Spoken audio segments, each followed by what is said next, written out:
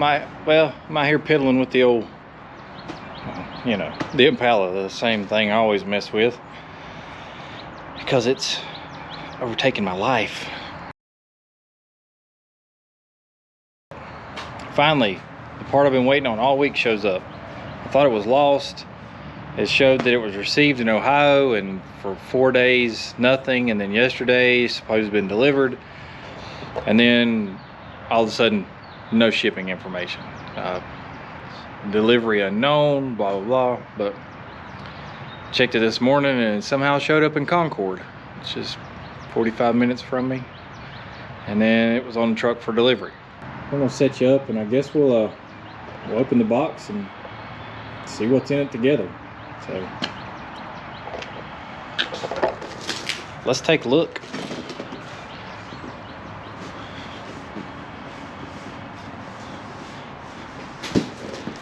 The Impala's moved up the list on the items I love, I guess, because it's got to hang out in the driveway. It's supposed to be where the Suburban parks, but oh, we got a seat today too. You can see it on the trailer. I mean, that's the second seat I bought, but I went with cold case radiator. Well, I wanted a Griffin. Actually, back up. I was going to get a Northern radiator, but one, I couldn't find one, and it was cheaper than this, not by much. And then I was like, I'm going to get a Griffin. Griffin's actually made about an hour from here. Nobody had it either. So I started looking into these, and actually I liked the Griffin and this one better than any of the others. I looked at the cheap Chinese eBay ones, but they all had that little tiny radiator cap, and they were about 200, and that was more than half of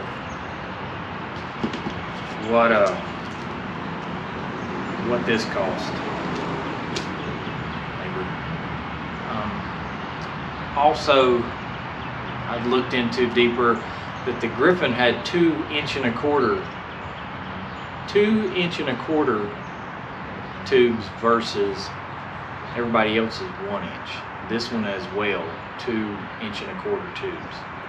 So that's a pretty big difference. This is also a downflow radiator with the hose locations on the top left and bottom left. Some of the other ones I looked at were top right, bottom left, typical GM. Well, I didn't want to go through changing hoses again because these hoses on the car are factory 409 hoses. So if I have to get another one, then I don't have to worry about what part number or what weirdo thing did I find. So that was another important thing. This also has automatic transmission provisions, which I have no use for, but later on, maybe. But this came from Jegs, and I believe it was like $380 shipped. So, but it's been really, I feel like this is the reason I can't drive the car but 15-20 minutes at the most. And we've had cooler temperatures, so it gets around 80 or 90, which I probably won't want to venture far in this thing at 90 degrees because it's just going to be hot in the car. But if it's not running cool in cool weather, they don't have a snowball's chance in hot weather. So I'll quit yakking and let's open this thing and see what it looks like.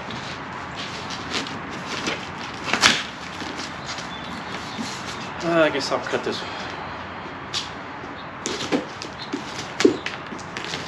warranty info off.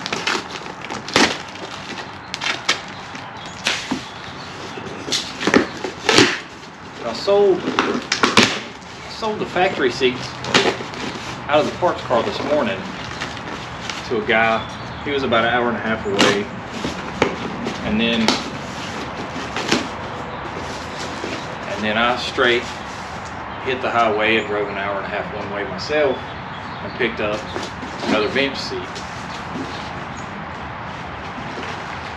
I don't necessarily know if it's an Impala seat, but the measurements and all seem to work out or be close enough.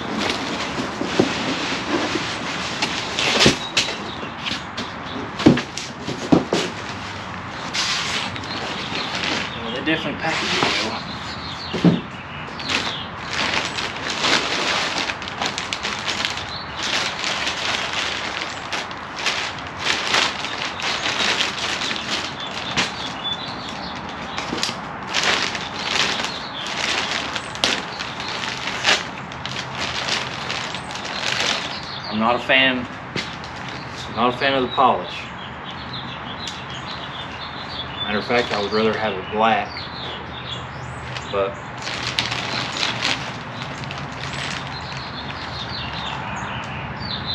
one thing I will notice that's different is the steam tube on this one is on the passenger side. Mine's on the driver's side, so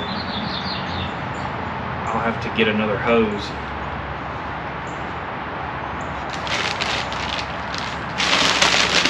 I also like the fact that their tanks were like stamped like OEM. Just, I don't know, I just kind of like that idea.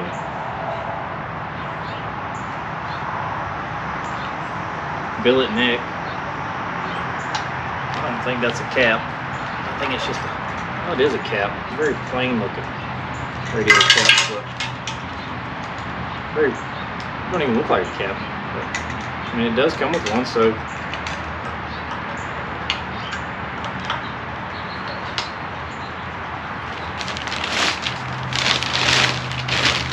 but direct bolt in. I could have went with a universal, but to be honest, pretty nice. I guess it ought to be for the money, but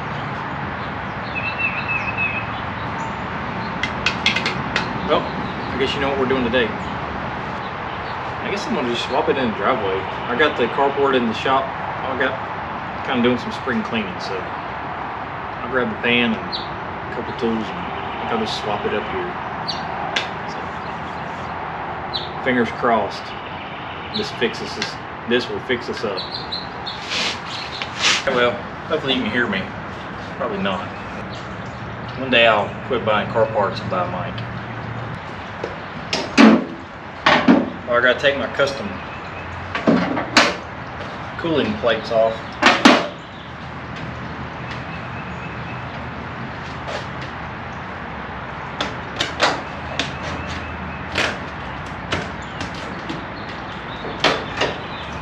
Sell these out of aluminum for like 100 to 150 bucks. I was trying to figure out a way to cool this thing, and they claimed that they help with cooling, which I can see how it might, but I tried it with cardboard, and it did buy me about 10 more minutes of drive time. Before 210, 220. So I can say they work. Well, that just means I'll make my own. Maybe I'll just put the cardboard one back on there.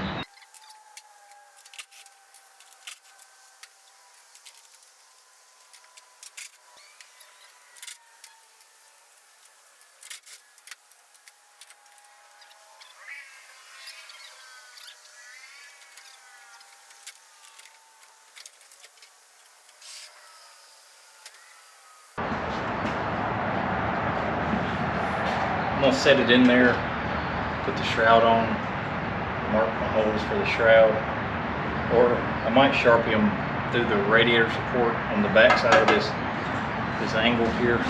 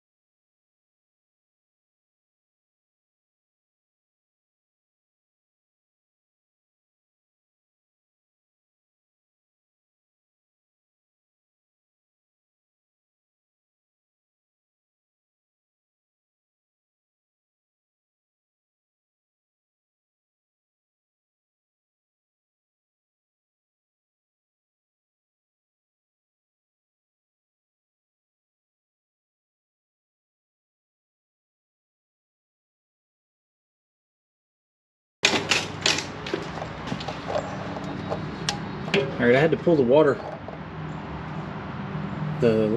hose down the neck of the water pump so I could reach this. It's in like this weird angle now. Now that bead I was talking about, you see right there beside the flames, a hump. Well, this side,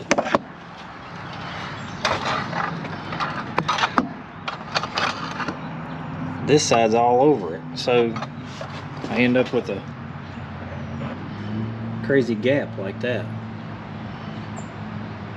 See it down there? I feel like this radiator should fit better than that. Because I mean, that radiator is nice and is way too nice for my car. But if you was to buy that for a nice car, that would be kind of piss poor. I'm not kidding. I mean, so when you tighten it up, it's just gonna bend them. I mean, I don't even want to do that. So, cold case, what's the deal? You got a high-dollar radiator that fits several years of Impala and Chevelle, and it don't fit any better than this. And doesn't even fit factory hoses. I don't even have the stupid crinkle hoses, flexi hoses. I mean, these are 409. I don't have a 409, but they fit. So should I space it out with washers? You know, really hillbilly the fitment up? Or should I just crank it down and bend them? It's kind of irritating, gotta say. I can kind of understand this with a cheap Chinese radiator, but this is kind of, this is irritating. So I'm gonna take a break, try to decide what half-ass way I'm gonna go with this, because that's really no other way to put it. I mean, that's, sorry about the language, but it's pretty crappy. So stay tuned, I'll be back. Man, under this carport, they look weird or dirty or something. Anyway, I got here in the sunlight. Well, it was sunny. Now it looks like this. Go figure. All right, I got the radiator in there, and I got my fan shroud halfway in. The fan shroud's not going to work, but I'm going to make it work just so I can test drive it. What I ended up doing is I shimmed the top. Let me get a light. It's dark now. Put 3 washers in the top. The bottom I did not. One, because I tried for about 5 minutes and it's a pain in the butt to get 6 washers in there. And either way. So I just lightly tightened the bolt. I'll put a nut on the back side, even though there's like a nut serd or something in the radiator, whatever. The threaded spot for the bolt. I'll just put a nut on the back side of that, just make sure the bolt don't fall out. Radiator's halfway. I mean, the fan shroud's got 1 bolt and a couple zip ties. It'll be enough to figure it out. But I'm gonna start it and burp it, and hopefully I can beat the rain. After all this work, I'd like to drive it just a touch. So, but it is in. It does not fit well, and I'm not happy about it. But no, it's not like this is a full-on restoration, perfect car. So I'll get back to you when I get this thing burped, and hopefully we can drive it. So yeah, I don't know if you can hear me. I hope so. I'm gonna talk closer to camera, but I actually watched the fans come on, temp drop below 180 and the fans cut off. Now the temp's slowly climbing back up just a touch above 180 now, but the fans will kick on at 180, and it actually fell to probably 170. If I'm not mistaken, the fans are on now. It looks like they are.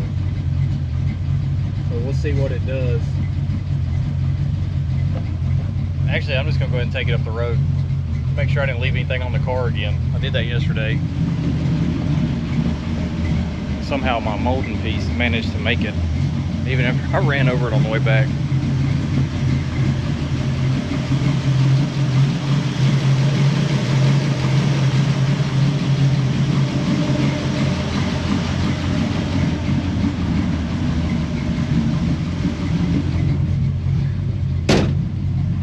All right, I'm gonna take her up the road. Oh, great, great.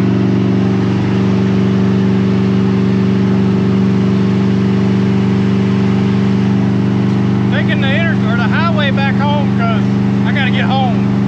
No wipers.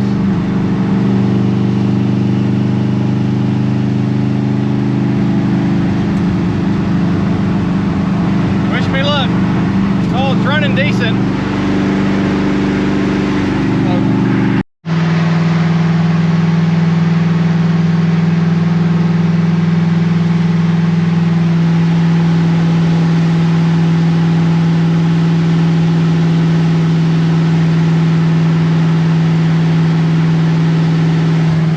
I can't see nothing.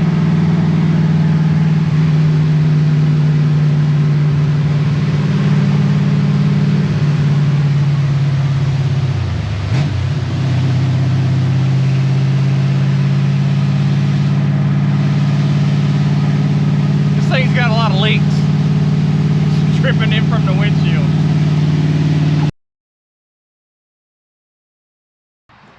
All right, well, I've been driving this thing with this cold case radiator for about 3 weeks, something like that, maybe longer. It absolutely does its job. I mean, the thermostat goes up to about 195, 200, it'll open. Temperature drops to about 185, it cycles like it's supposed to, it doesn't leak. So, it's doing its job. It's cooling the motor. Obviously that stock radiator just wasn't going to get it. So should you buy one? Well, it was about 400 bucks. So, and it is one of the larger radiators on the market because it has 2 1.25 inch tubes. Griffin also has 2 1.25 inch tubes. Everyone else seems to have 2 1-inch tubes. It does take a normal size radiator cap. It does come with a cap, so that's good. The Chinese radiators, all they come with is the Honda style, the small cap. And I lost my adapter for my burp funnel for a Honda, and actually that's the only reason I bought that funnel in the beginning, many. So it does have a big cap, and that's a plus. If you're looking for a nice finish, you want a flashy radiator, well, this was for you. I honestly don't care for it. I don't care for a polished radiator because that means I have to take care of it. And seriously, I don't want to polish radiator tanks. I mean, I'll probably never own a car that I have to polish radiator tank. Honestly, I hope I never own a car that's that nice because I'll probably never drive it. So. But as far as fit, well,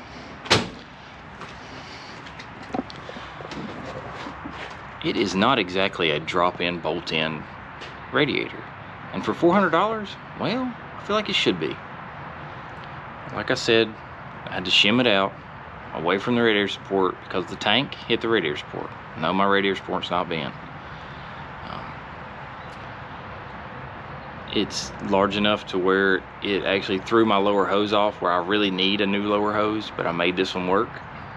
I backed it off the water pump a bit. I mean, now it's on there. I don't care for it, but it's on there. The puke tank hose is on the passenger side. I mean, I had a tank on the driver's side. I could just move it over there. It's not a big deal, but it's different. My fan shroud don't work, but I'm not going to throw that in there against it because, well, I made that for the other radiator. And my question is, would a stock fan shroud fit this radiator for a mechanical fan? I think I'm going to turn mine into a shroud for an electric fan, one single 16-inch, and because I got to do something else anyway, as long as it'll fit. So that I'll find out later. I should have been doing that anyway. Should have already done that, but I'll be honest with you, I can't stop driving a car, so I drive it pretty often. Should you buy one? Well, I can't say yes or no. It does its job, but fit, I would probably Google, YouTube, forums, something for your application and see what people's run into. Because the kind of things that I ran into would have been nice to know. So, would I buy another one? Nope, I would not buy another one. No, I would not buy another. I'll buy a Griffin. So, take that however you want. I see Cold Cases already put my picture on their Facebook page and their Instagram. They may not like this video, but, well, to be honest with you, I'm not a fan of the radiator. So, with that being said, thanks for watching Left 4 Dead Garage, and I promise you I'll get some more videos out soon, but right now I'm driving the car, so I gotta go anyway. Cruise in time. Later, guys.